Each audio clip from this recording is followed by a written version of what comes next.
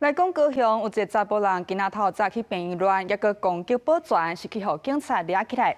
也即个查甫人的家属呢，要联络甲伊住做伙女性，煞找无人，去因住的所在找，煞发现讲即个女性已经死亡。也即个查甫人哦，情绪真无稳定，已经将这送病院。也即个女性死亡，甲即个查甫人敢有牵连？爱个调查厘清。这市场的查甫人摕地砖一直敲病院的大门，保全协阻止，甚至互伊拍。尾仔这查甫人才互保全甲警方压伫涂骹。中气保全啊，他打到我们同事啊，直接挥拳打我同事的脸啊。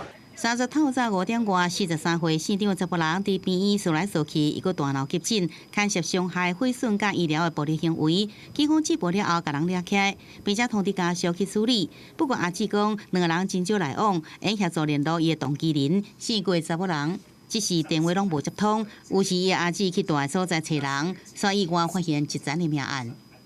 发现他的同居人郭姓女子已倒卧床上，失去生命迹象。本分局严谨现场封锁警戒，由监视人员到场采证。26号晚上的时候，还有遇到他进房子，然后27号中华电信来。邻居敲门，他就没有反应了啊。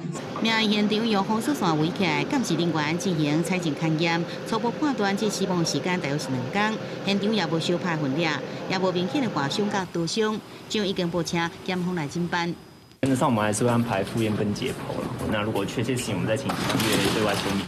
由证这市场的查甫人情绪也无稳定，讲话是颠三倒四，警方已经甲人强制送病院治疗。到底伊的动机人是安怎死的，伊是毋是有涉案，拢需要进一步来调查。记者综合报道。